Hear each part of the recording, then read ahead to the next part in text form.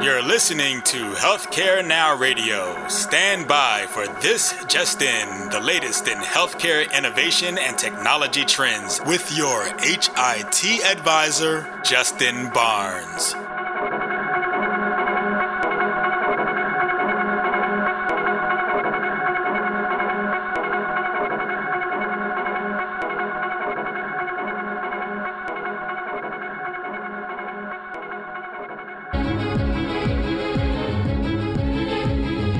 Broadcasting live from the Orlando, Orange County Convention Center for HIMSS17. It's This Just In. Now, here's your host, Justin Barnes. Thank you very much, Ryan, and very excited about our next session here. We're going to do a panel and really talk about navigating value-based care and different strategies and solutions and opportunities with that. And I certainly want to thank our sponsor, Lenovo Health. Phenomenal. This is really at the epicenter of where healthcare is today. So this is fantastic. But before we dive in too deep with the questions, I'm going to start to kind of work our way around the panel here and everybody introduce themselves. So Rasu, why don't you start off, please? Absolutely. Thank you. My name is Rasu Shrestha. I'm a radiologist by background. I'm currently the Chief Innovation Officer at UPMC and the Executive Vice President for UPMC Enterprises. And a return guest as well. Absolutely. Happy to be back. Thank you. Thank you. Dr. McCoy? Hi, I'm Michael McCoy. I'm an obstetrician gynecologist by background, and I've been in the health information technology realm for a decade and a half, doing a variety of things. Fantastic. Yeah, you and I have collaborated a lot in the past and running a lot of fence line together over the last 10, 12 years. So, and welcome back to the show as well. Thank you. Tom Foley? Thank you. Tom Foley. I am responsible for, I work at Lenovo Health and leading the worldwide health solution strategy on their behalf. Excellent. And Dr. John Blair? Yes, John Blair. I'm the CEO of MedAllies. I'm a physician that spent 20 years in academic medicine and private practice, and now I'm in health information technology, interoperability specifically. Excellent. And Tom Sullivan? Yes, thank you, Justin. Tom Sullivan. I'm the Editor-in-Chief of Healthcare IT News, and we are here to cover all of the exciting innovations that are happening here and to learn from people such as our panelists on the stage. Totally agree. So let's start off a little bit, and I'm going to get everybody's perspective. So this is going to take a little bit of time just because I want to walk around, and everybody's navigating value-based care differently, and we're all engaging it differently. Start off from your perspective, Rasu, what you're doing at the UPMC and your perspective and how you guys are engaging it. Yeah, so it's amazing. We're at an amazing time right now because we talk a lot in the industry about this journey from volume to value.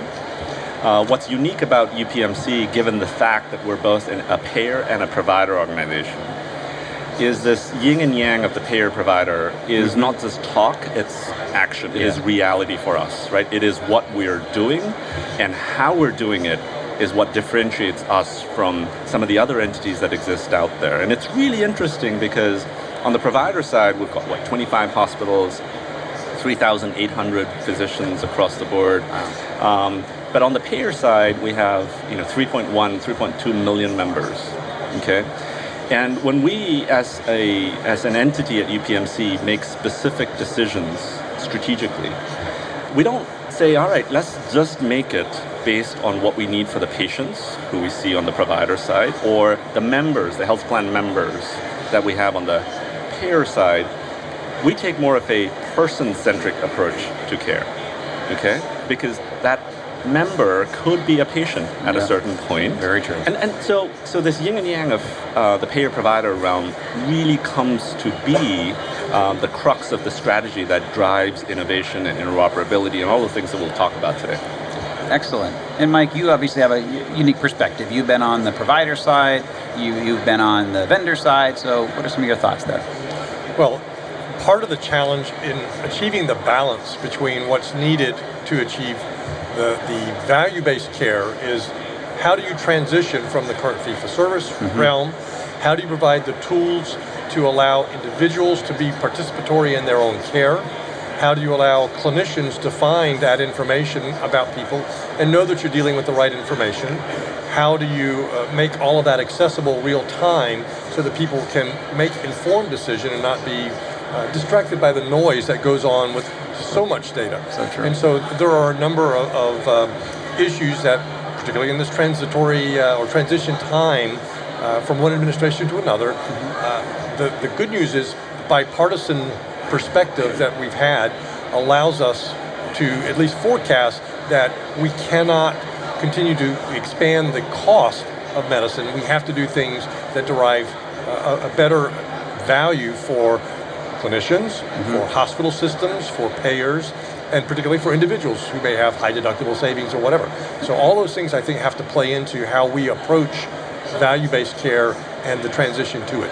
And completely agree. And one of the things I think you have a good beat on security, and so now we're going to dive into that. We talked about that on the show a couple weeks ago, and I want to dive into that in this segment as well. So Tom, what are some of your perspectives? I mean, obviously you're a patient, you're a consumer, but then also from Lenovo Health. I mean, how are you guys engaging value-based care and alike? So when we look at value-based care, the question is, how do you get there? And I couldn't agree more with what Dr. McCoy was indicating in that, is that really about the quality of the data. So it's real, and if you're not going to address that problem, you're not going to get to value. And I'll use an example. We have a client, I won't name names, but we have a client who, an ACO in and of themselves, thought they had 7 million managed lives, and when you look at the data, they only had about 6. So when you're an ACO and you have the lack of quality of the data, you have a very tough time raising the bar of everyone so that you can actually achieve and cover your risk, if you will, from a pure business perspective. So we're looking at, what are the legacy? In order to cross that chasm, there are still some legacy challenges in the industry, and we're helping our clients cross that chasm and by addressing those primary legacy challenges. Yeah. Again, it's not something that any one EHR vendor is going to solve. It's something that needs to be solved purely from a healthcare system perspective and an integration perspective. And we're going to dive into some of the barriers here in a moment, because I know you've got some really cool ideas there. John. Yeah, so when you talk about value-based care, you're talking about the movement from fee-for-service to value. And fee-for-service has been part of what's gotten this country to some of the best healthcare capability in the world.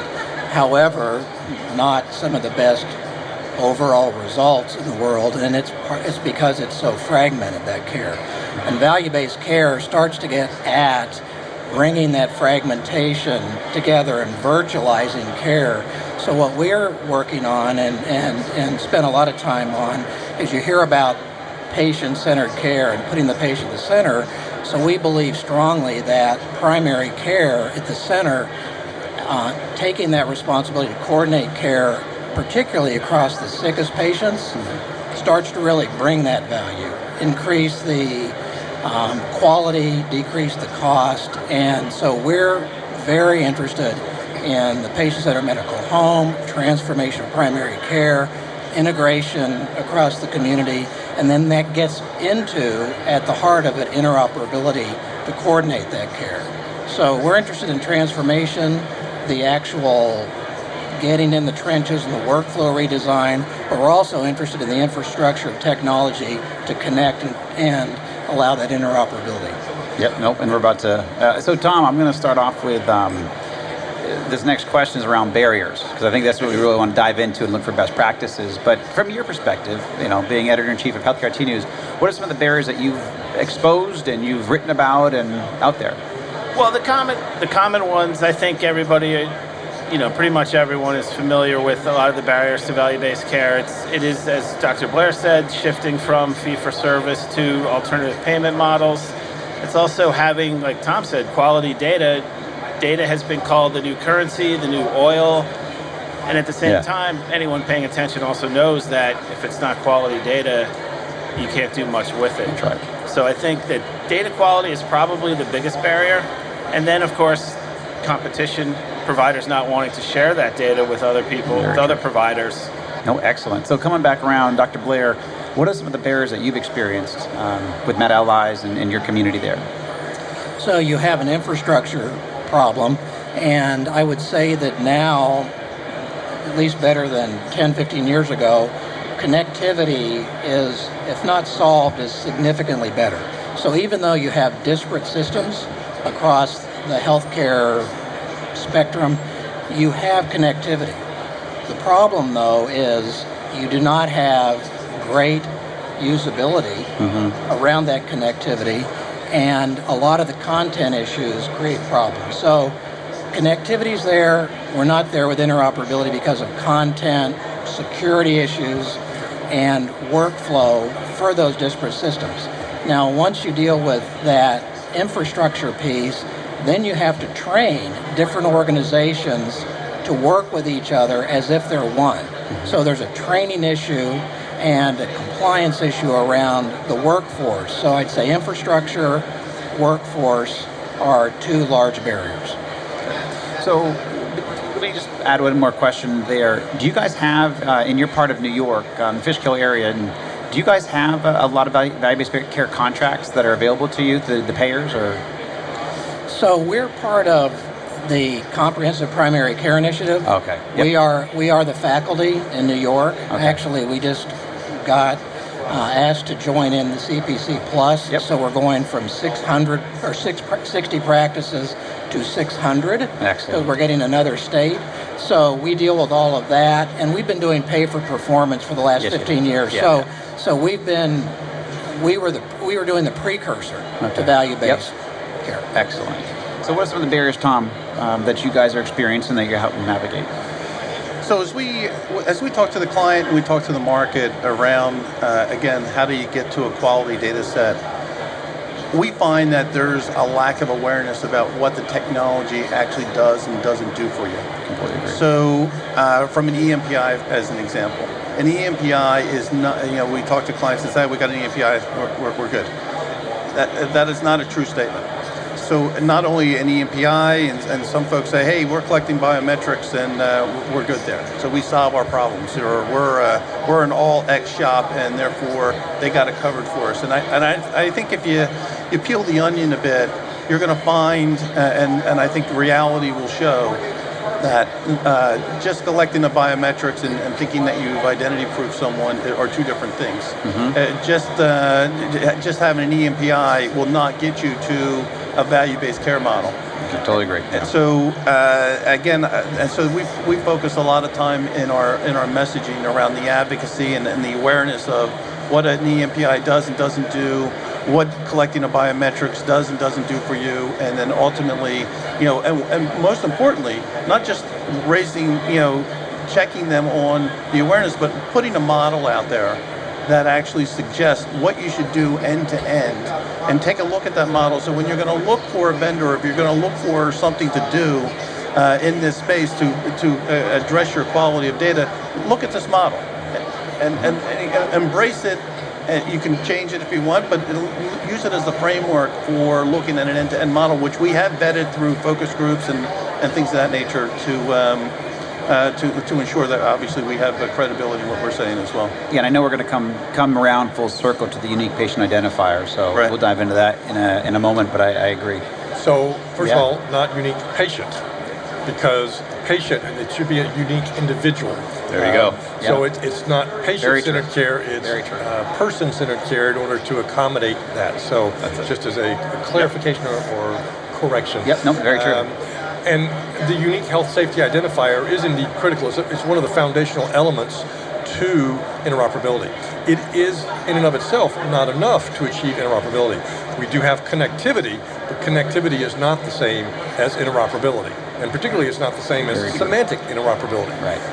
So I think that there are several nuances there which are important. And let me just give sort of an anecdote. I'm Michael James McCoy, MD, but I don't use senior, but I have a Michael James McCoy Jr., my son, who lives at home, same addresses as me. Over the years, we have actually the same bank. Okay, we've had. One of the cars that I own became his car. So when you do the usual kinds of things of identity proofing, where you go to whatever the credit card bureau or and they ask, do you know this person? Have you lived at this address? What was this car? He and I have exactly the same answers, but we're not the same person. So there's a lot more to simply matching even the most ideal probabilistic matching won't get you to the same place. And as Tom has correctly pointed out, you don't get to 100% by just having an EMPI. Right. You have to have a variety of other pieces in place. And unfortunately, some of the people at the front end of this process are not necessarily the most highly paid individuals who have the most skin in the game to make sure they get the data right. So without a full process to make that happen correctly, you can't trust the data. And then you end up having bad outcomes because the wrong data is in or whatever. Yeah, no, agree. So, Rasu, what are you guys seeing there, and what are some of the barriers that you've come across yourself? Yeah, so we've been at this journey now for a while in terms of interoperability. We've been doing it for a while primarily because at UPMC we chose over a decade ago to go with what we fondly call a best-of-breed strategy around electronic medical record systems and clinical information systems. What that means is controlled chaos, perhaps, at times, okay?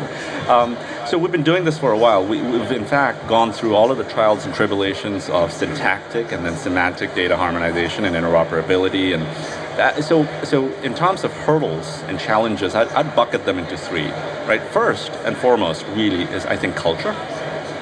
I think culture always is a big hurdle to some of the points that were discussed earlier in terms of data sharing, in terms of the perceived need and the notion to control all of that data that exists within that one silo, right? And we're in the business of bridge building, not silo building, okay? So culture needs to be critically addressed, especially as we're going from volume to value, especially as we're looking at data elements that not just exist within the traditional realm of the electronic health record system, but where we only have 20% of the data that we need to really get at things like social determinants of healthcare and everything else that exists outside of your clinical data systems.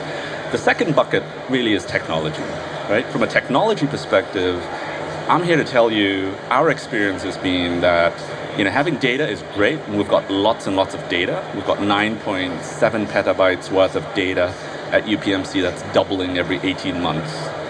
But data onto itself, as rich as it makes you, because it's like black gold, is not worthwhile or not worth it if you don't get at insights.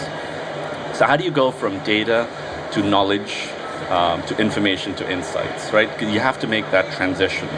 And the way to do that really is to go from the bottom of the pyramid, which is syntactic data interoperability. You're connecting the pipes and the dots between all of these different silos that you have.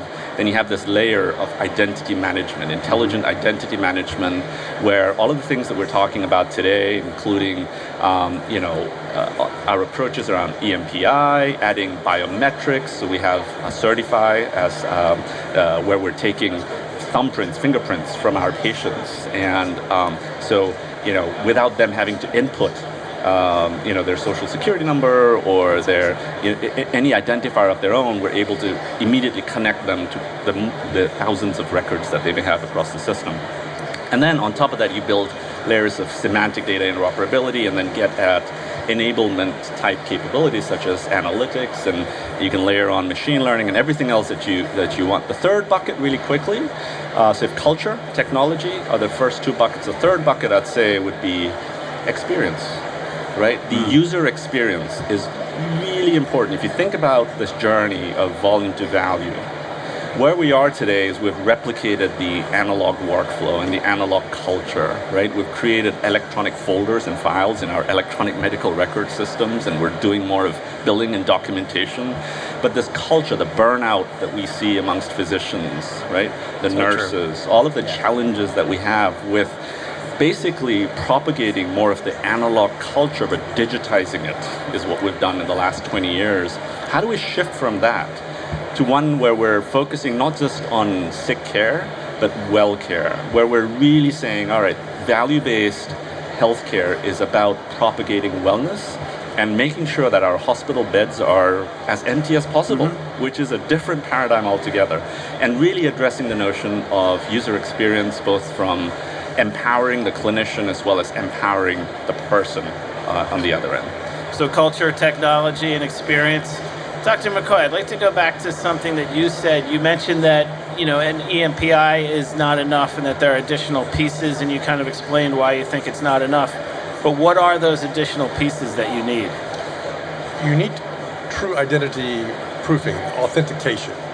You need to know that the person who is saying that they're Michael McCoy is this Michael McCoy and not another Michael McCoy. And Michael McCoy is actually a relatively common name. In certain places in Texas, Juanita Galvez is very common.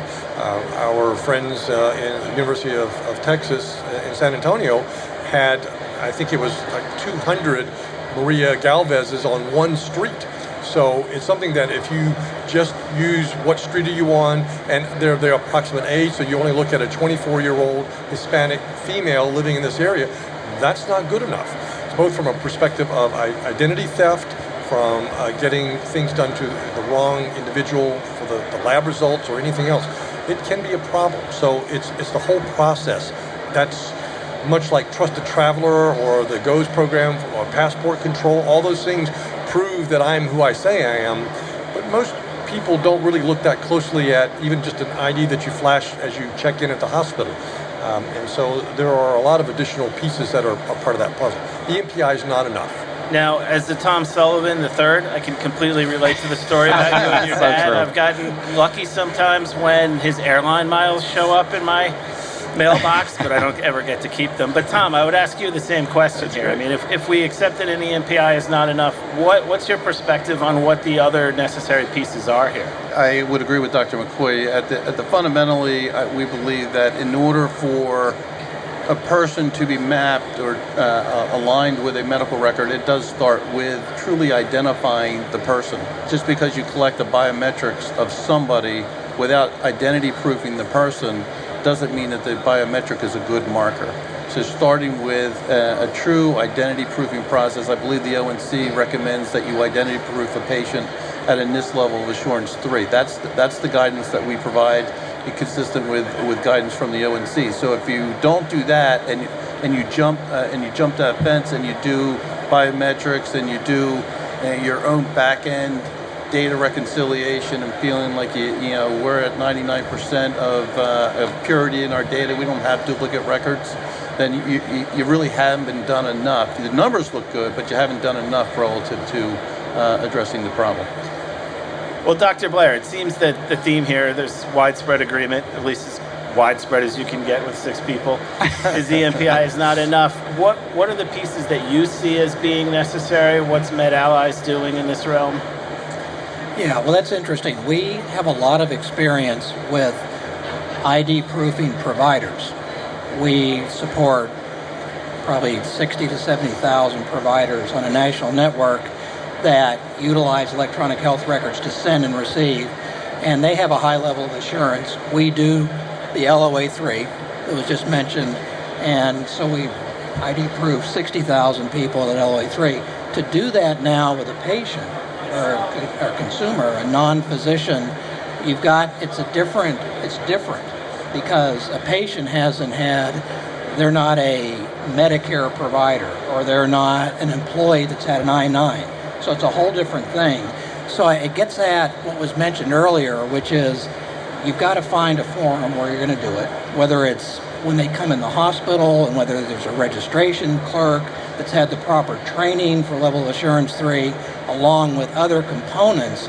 But you need to marry up the different components for, if you're going to do level of assurance 3 ID proofing, get that in some kind of setting that a patient goes into.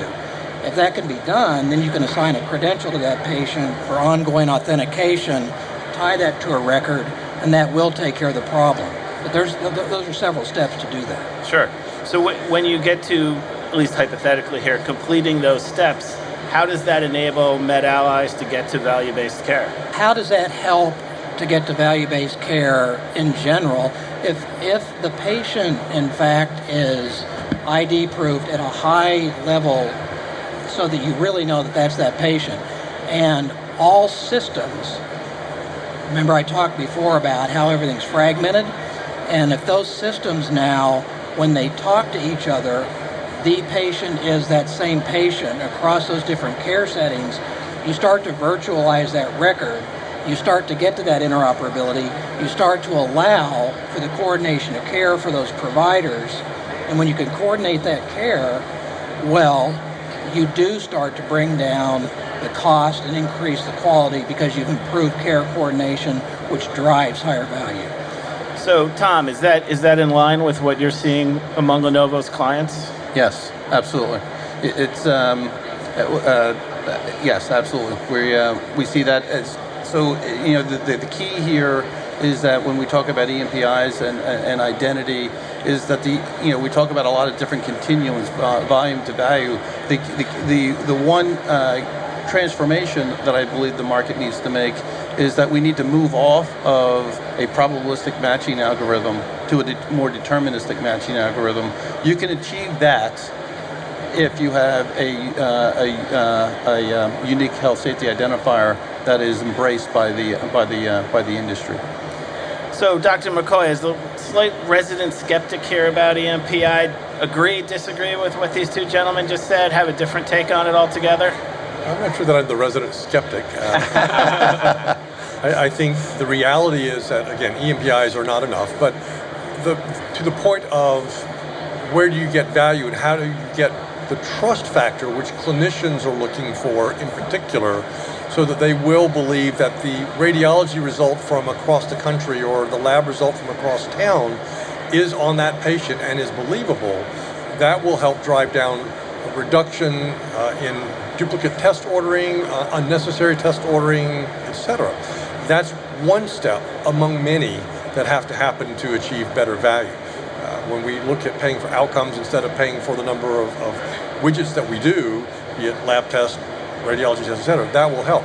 Another is probably going to have to come from payment reform, in that if you do a duplicate test that you could have looked at on the HIE and found that it was done last week and you didn't really need to repeat it and you're not going to get paid for doing it again, that will also drive behavior. This is a culture issue as much as it is a technology. Again, connections, the connectivity is there. This is not necessarily a technology issue. There's a lot of process issues that have to be addressed, which that's not technology. That's the training, the education, getting the frontline people to do what they're supposed to do effectively. But that's part of the challenge. So I'm not sure I'm a skeptic as much as a realist. It was a joke. It was a joke. Just trying to keep it light here. There you go. Dr. Shrestha, what's your take on this? You haven't weighed in on this particular question yet, but the unique health safety identifier. Yeah, I think the notion of the unique health safety identifier is critical. It's absolutely important. I mean, if you look at, the movement that is still ongoing nationally, there's a lot of debate around the unique person identifier, right? That's important too. I think there were lots of naysayers or pundits who said, hey, from a data breach perspective or a privacy perspective, what are the things that we're scratching that we're not quite ready to scratch that itch right now. But I think it's really important for us to have adult and grown-up conversations about the need for us to do this right. Our take on this is that technology is never the barrier. Technology isn't the barrier. I think, yes, can we do more than an EMPI? Absolutely we can. All right. Do we have a need to do more than an EMPI? Absolutely we do. Okay. From our perspective at UPMC, I'll tell you this. I mentioned earlier that we're in the business of building bridges, not propagating silos, right? Mm-hmm. So we have all of the different, hospitals, 25 different hospitals with multiple different silos of information systems that we're trying to aggregate data from and syntactically, semantically harmonize data. But then there's also the health plan, right? So some years back, one of the things that we did was we created a separate node at the health plan and then federated the provider node with the payer node for the first time ever, right? Federated the two nodes. We then created some years back a third node yet, and this was our HIE, our Clinical Connect HIE node. For today we have upwards of 12, 13 different organizations on the HIE with UPMC across Western Pennsylvania and more, where we're collecting data. If you look at this the number of vendors that we have across the HIE and Clinical Connect, it's like the HIMSS floor here right now in terms of the variety of the different electronic medical record systems and the clinical information systems. So go back to the basics of what we're talking about today, which is the complexity that exists in healthcare. I think technology is, we have the right technologies. I think it's the willingness to make sure that you're able to do this right so that you can bridge these silos, so that you can get to more of a complete story around what's going on with that person, right? What's going on? Was that med prescribed, which I have maybe in one EMR silo, right? And that medication adheres to maybe the Multum standard. Maybe this patient has a record in some other silo, right? And that silo adheres to the NDC standard for the medications, okay? What we're doing is we're normalizing it to the baseline and mapping it back to the national standard. That's RX norm. Right. Okay. We're then federating the information that we have on the claims for that medication on the payer side, and we're saying, all right, was that prescription filled? It gives you more complete data, but you can't get to that level of insight, not just the data, but insight, as I described earlier, if you're not able to have those foundational components of identifying those records, identifying those data elements, and ensuring that we're talking about that same John Smith. So Tom, if I can interject, one of the things that I think is important here is the unique health safety identifier is something that, even if it's tied into a record, if it is indeed unique, and it's something that is privacy protecting, so that breaches happen. And when breaches happen, if you tie it to a social security number or some other identifiable entity, that's bad. But the unique health safety identifiers can be reissued in the event of a breach. It's something that you can't change your first car, your mother's maiden name, etc. You can, but all the usual security questions, those are things that are problematic if you have a breach. So I think when we look at the unique health safety identifier, it's not just matching the patient so that you know that it's the right person that you're seeing. It's also privacy protecting as well. So let's pick up on that a little bit and take it to another level. How will the unique health safety identifier enable greater interoperability among health systems? We talked about patients and individual experiences or examples, but what do we do about other health systems in your community, but also across the country? Yeah, so that's a really important question, and I think it's indicative of not just where we are as an industry today, but where we need to be as an industry in the next couple of years, hopefully sooner, perhaps. And where we are right now is where care is very local. And it'll continue to be local. Yes. Okay. But at the same time, it's really important to understand that, as much as we at the health system feel that we control the data and we control everything around the care experience, that's not really true. Okay. Care is shifting, as is risk. Risk is shifting from the payers to the providers and to the consumers. Right. It's going. It's happening right now. We're seeing it day in, day out at UPMC. All right. So with the shift in risk that is happening, with the shift in the models of care that we're seeing, we need to empower these consumers. We need to empower the persons, whether they're health plan members or patients that come into our institutions, to take charge of their data and allow for them to essentially have referrals, right? So the HIE is an extension of what we've been doing across the 5 hospitals at UPMC, and that's wonderful. But how do we ready ourselves for the reality of what's coming, which is this consumer-driven healthcare, where care happens well outside the walls, the bricks and mortar walls of the hospitals that we currently call home. Yeah. Well, I want to dive into that as a next part. But what's your perspective on that for interoperability amongst health systems? Well, again, I think there is migration of individuals. The last mile in the old telephone metaphor is changing with telemedicine, with people traveling. While millennials are traveling less than any other group in the last 50 years, still people do go around to different places. Sure. And so within a metropolitan area, as in Atlanta, you have 3 major health systems competing, duking it out. As an individual, I actually go to all 3. And I want to make sure that my data is available wherever it is that I go. Sure. So I think that with the shift that's going to be happening because of both payers and the federal government pushing on it, there will be more connectivity that has to occur. The speed at which it occurs is somewhat in question, and that's part. We're getting there. Yeah, but we're getting there. Yeah. So from a Lenovo perspective, how do you guys enable this? Certainly across, I mean, we heard some great examples of individual cases, but across health systems, so.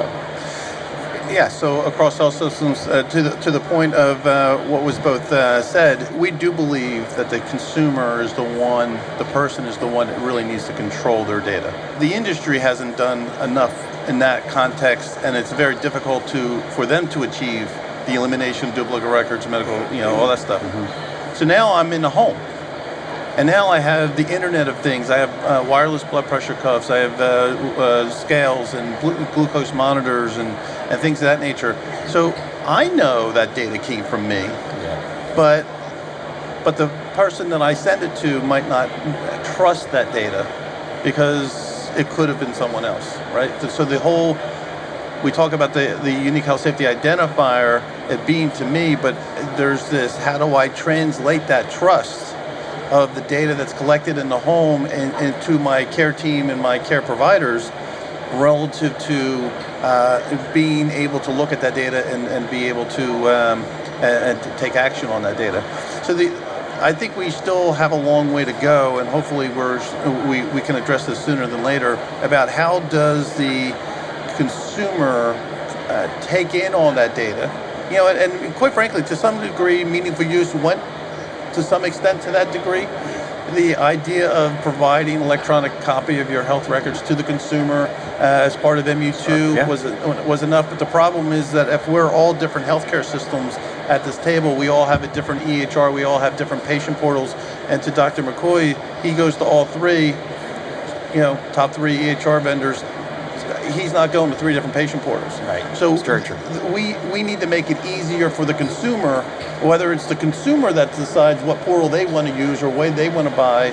I am not advocating Health Vault, but Health Vault is an example of kind of an independent portal that they can say, hey, here's at the end of the day, the consumer can say to their doctor, here's my card, send my data to this portal, and then I can collect it in the home, and I'm actually the only one that will have a single source of that truth.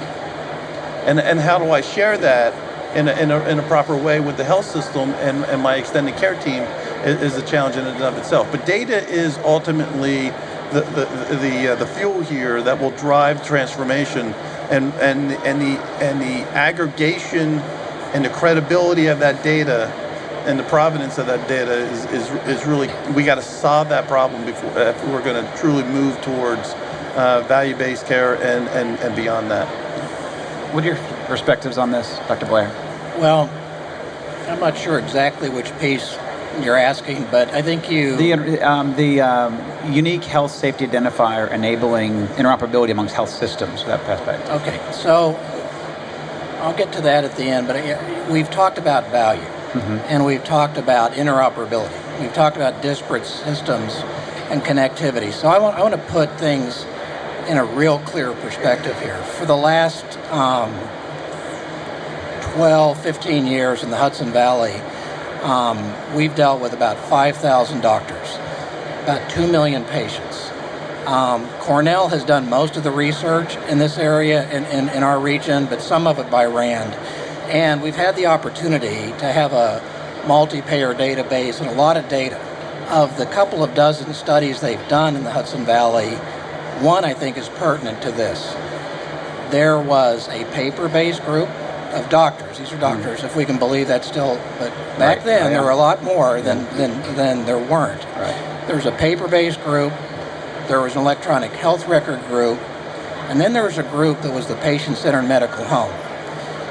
Now, electronic health records went in, and we did not see quality go up or costs go down. Because remember, value is quality over cost. So we didn't see a change. Patient-centered medical home went in and quality went up, but we still didn't see any difference in cost. As we got connectivity and disparate systems started to get connected, and particularly care managers started to take care of the patients, the complex patients, when they got discharged, cost went down. And these were randomized controlled studies, significant changes. So it took not just digitizing the region. 95% of the doctors are on electronic health records now. It took not only digitizing the region, and it took not only getting patient-centered medical home, but it took that connectivity and the coordination of care before cost went down and value went up. So the connectivity and the interoperability component was the thing that finally increased value significantly. That's excellent. And when those different systems talk to each other, getting into the patient identifier and being sure that's the same patient starts to become critical. So again, the better the interoperability, the better the security on the connectivity around the patient records, the trust for that, the more you're going to increase value. That's excellent. So one question, well, Tom, you might have a question. I was thinking about the shifting care models. I'd like to evolve a little bit because you brought it up earlier on our segment, and shifting the care model out into the home and engaging the home, and I'd love to hear, and you brought it up a little bit, I think, and we keep on touching on it in different aspects of even the HIMSS show floor, but how is this occurring, or what are some of the examples, or what are some of the strategies that you're thinking about from UPMC, and I'd love to get you from MedAllies and even how you guys enable it with Lenovo. And obviously, I think this is going to be a big piece to where healthcare is evolving. I think you and I even spoke about it with AI. Yeah. And definitely something for us to track. Yeah. Now and moving forward as well. So yeah, look forward to your answers here. Yeah, so one of the things that we believe in at UPMC is in the future of healthcare, right? We want to be in the driver's seat, not in the passenger seat. We want to invent the future of healthcare as it is being built in front of us. So when you talk about moving away from the bricks and mortar hospitals to homes, right? We're leading that charge on a number of different fronts. One of the specific examples I can give you is through UPMC Enterprises, which is our commercialization and innovation arm at UPMC. We're working with a partner called Vivify Health, who's working both with the provider and the payer side across UPMC, as I described earlier. And one of the things that we're doing is we're risk stratifying our entire population. Okay, because risk stratification is really important. As you go up in that pyramid that I described earlier, the key here is how do you risk stratify the patient population? But as we're discharging these patients that come in with chronic illnesses, we're discharging them not just with a prescription, a bag of pills, essentially, right? We're discharging them with technology, all right? And we're saying, we're monitoring these patients. So technology such as apps or wearables and devices that are monitoring these patients that have been discharged with chronic illnesses. And before these patients know that they're falling off the guardrails, we know that they're falling off the guardrails, or better yet, we know that they're about to fall off the guardrails, right? And we're able to intervene with care managers, and we're able to make sure that they go back in that circle of wellness, right? So our belief in the future of healthcare is, and we say this, we make bold statements. We say, look, if our hospital beds are full in the future, we have failed. Right? So how do we get to that reality? Because that is not the reality of healthcare today. It's not the reality for us. It's not the reality for anyone today. Right. But in the future, that's going to be the reality, is if our hospital beds are filled, we have failed. Right? So patients need to obviously get better, and we're doing everything that we can, from precision medicine to population health to all of the things that we're doing to engage them and to make them better. But how do we make sure that they remain in that circle of wellness, that care, as it's shifting from the hospitals to the home, is managed in a much more coherent way as we're stratifying all of the population across the geographies that we serve in? Oh, that's excellent, Rasu. Dr. Blair, any thoughts here, John, on how you would want to, how you manage the shifting from the bricks and mortar into the home and aspects of that, or what you see evolving? Well, I think it's shifting from the acute to the ambulatory, and from the ambulatory to the home. Yep. But getting back on what we just talked about, I just want to amplify the transition from the acute setting, the inpatient setting, to the home. And just give it a little example of how much the human component is and a little bit of technology.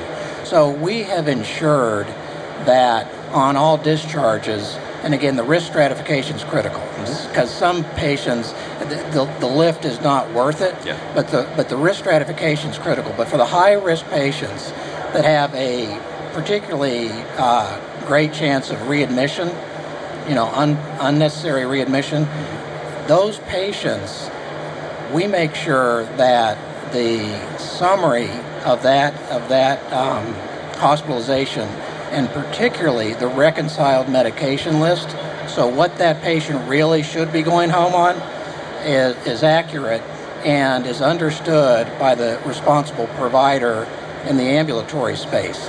Now, it's a small technology thing. All the capabilities are there in any hospital across the country right now to do that. I would say that what I'm getting ready to say probably happens less than 20% of the time. But the human part of that is we also now make sure that at the time of discharge, there's a communication between the hospital and the primary care practice, so that there's a handoff, clinician to clinician handoff.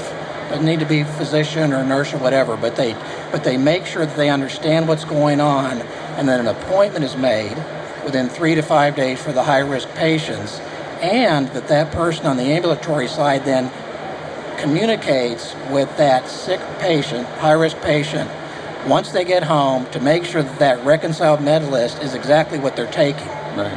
Just so a lot of that was human interaction, redesign, compliance with those pieces, small piece of technology, which dramatically decreases the chance of a patient coming back in the hospital and significantly reduces cost. No, that's excellent. What thoughts do you have on this, Tom?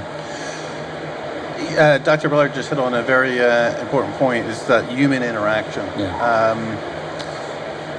Brings us back to the panel. We just had our discussion exactly. before this. It's really, I look at technology, and again, it comes back to the patient engagement. How do you get the patient to engage in that care gap that I defined earlier, and be empowered to drive? And again, I go back to my own mother's experience where she had cancer, stayed with my sister, but my sister was recording everything on paper. So the home is still paper-based. So, but at the same time, we need to provide those tools so that the patient and the care team can collect it and accurately report it.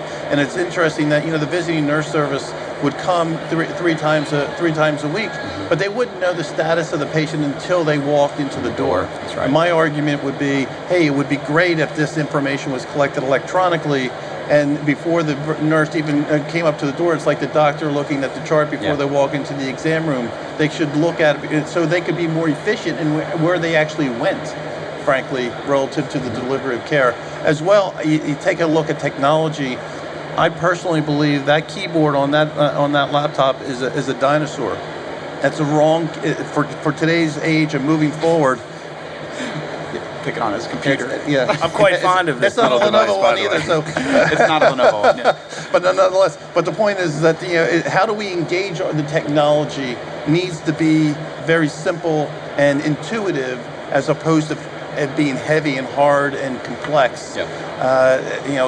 My 82-year-old mother is not going to connect a wireless blood pressure cuff to a Linksys router. It just isn't going to happen, right? Yeah. So how do we, and that's what we're focused on. Yeah. How do we become very innovative in the way we produce technology, and how do we make it very simple for the 82-year-old grandmother or mother to actually adopt it and use it?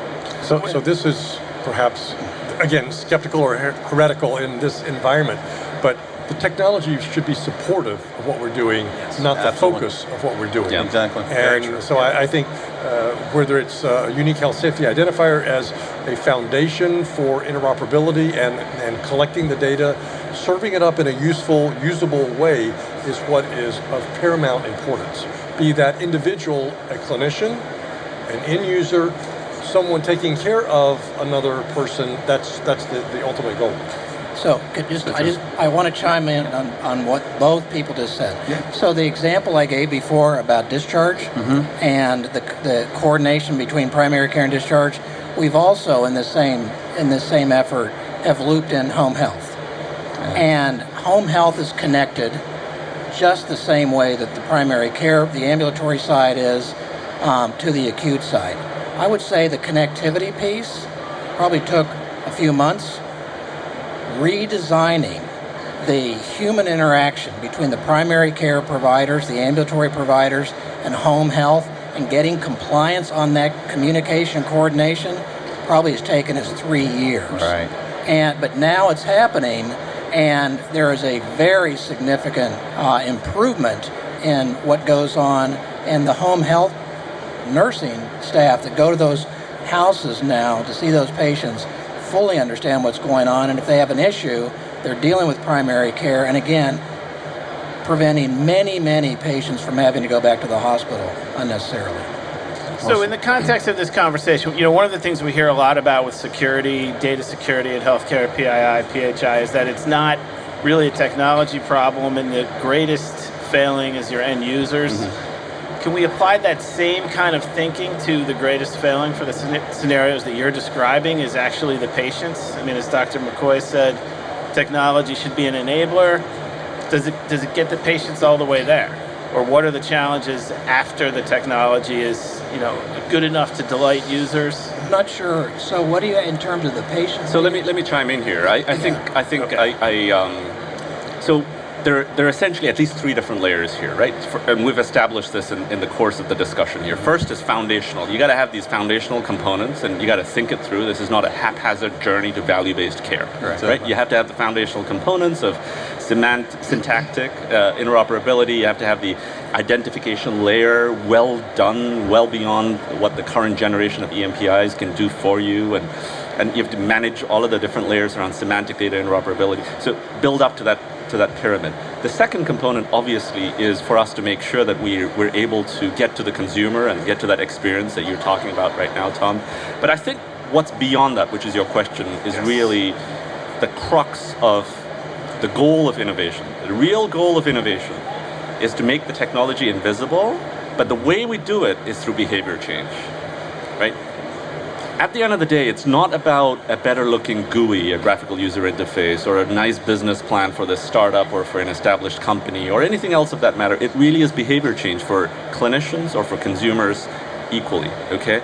And how we get to that is through better design, better UX, user experience, but also how do we better incentivize the right components that need incentivization. So wellness, for example, right? Going in for the right sets of wellness protocols in a timely manner, making sure that we're able to leverage technology as intimately as possible, but as invisibly as possible, so that we're able to, go about doing the things that we care about first, and then propagating what we need in terms of wellness, etc. I would flip it back. How often do you expect somebody to think about their banking app on their phone? Yep. They don't necessarily think about it unless there's a very specific reason for them to engage in that. And we have to be putting more of the health in healthcare. It's not sick care. It shouldn't be sick care. It should be health and healthcare, making the right decisions, helping inform individuals of the right choices, and preventing them from getting the diabetes, the hypertension, etc. If you bend the cost curve by keeping people from becoming really sick later, you've really saved money. But expecting consumers, individuals, to be engaged consumers when they don't really seem to have a reason to be engaged at that point. Millennials, they are on their phones all the time. They travel in herds and are doing this. And they're not talking to one another, they're texting one another even as they go in that herd. So for them to be engaged in something that's not just a Fitbit and something that's tracking their steps, challenging, because they're invincible, they won't get sick, they will never have a healthcare problem. So it's a very different circumstance to engage them than it is somebody of my age or my parents, etc. So you have to, I think, reimagine, again, making the technology invisible. It's not about the technology, it's about how do we get the information to them as it's needed. There are the wearables that are coming, be it sensors on a t-shirt. Right now, if you're an athlete, you can get all sorts of blood pressure and temperature and heart rate and everything else. That's very different, though, than getting somebody who's 18 years old to make the right choices about contraception or about lifestyle. Do I drink? Do I not drink? Those are the kinds of things that are really more impactful on health than the technology is going to influence in and of itself. Excellent point. Yeah. So I guess in closing, we have a couple of about 3 minutes or 2.5 minutes here. What do you think would be the biggest thing that you're going to achieve? And we kind of go around the horn here individually.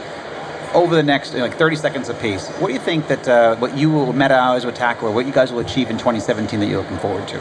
I mentioned the Comprehensive Primary Care Initiative and CPTC Plus. So piggybacking on the things that I just talked about, we're very interested in doubling down on transition to care, bringing in skilled nursing facilities, so post-acute care into that loop with acute, ambulatory, home health, and post-acute care, and that connectivity and all those transitions. We're also looking at starting to focus on specialty, particularly cardiology, and particularly congestive heart failure as an ambulatory care sensitive condition that in our region really could take some attention. So again, coordination of care between primary care and specialty. There's some other things, but those are two areas that we really want to tee off on. That's fantastic. Tom? So for Lenovo Health, the things that we're focused on in the coming year is to further drive and advocate the constructs around the unique health safety identifier, and most importantly, the value as to why you need to move in that direction. But secondarily, on the consumer side, Lenovo Health's strategy is to change the face of telehealth. It's to change the face of what that home looks like, and how do you embrace that home, and how do you embrace it, to Dr. McCoy's point, of how to leverage it and use it intuitively, and to help provide the value. It's not about the technology. It's about a culmination of a number of different things. But you need to provide something that the consumer. I hate to say it, but there was someone that said someone that doesn't know what they want until they actually see it. Right. But and that's the point. It hasn't been defined yet, and I think that there's the ability to do that in the next calendar year. Excellent. Mike, what do you want to accomplish and tackle coming year? Well, I think having a unique health safety identifier would be front and center. There you go. So beyond God that, bless you. Interoperability is foundational, It but it has to be built on something like that. And that's from a global perspective. As you know, I'm on the IT International Board, and this is a global concern. It's not just a U.S. concern. Yep, agreed. Dr. Shrestha? I'll give you two things. One is, we're in an environment where today, with all of the digitization that's happened in the last decade, 2 decades, we're data rich and information poor, right? So what we'd really like to do is leverage technologies like machine learning and deep learning, AI, to humanize the healthcare process. How do we allow physicians and patients and consumers to be human beings? Right? Today, we are so inundated with technology. Technology is an impediment, it's a barrier to care, right? How do we make technology invisible, leveraging these capabilities that we have around ML, machine learning, and AI, so that we can truly humanize the care process? I think that's going to be remarkable, and we're focused on that in the coming year. That's fantastic. Gentlemen, fantastic panel. I appreciate everybody's time. We appreciate everybody listening. Thank you very much. And for everyone listening, thank you for joining us today. And please tune in weekdays at 2:30 p.m. Eastern, 11:30 a.m. Pacific. As always, you can track me on Twitter at HIT Advisor, and you use the hashtag #ThisJustIn so you can respond to your comments from this show. In addition, all my content's always posted on my website at justinbarnes.com. Thanks, everyone. Have a terrific week.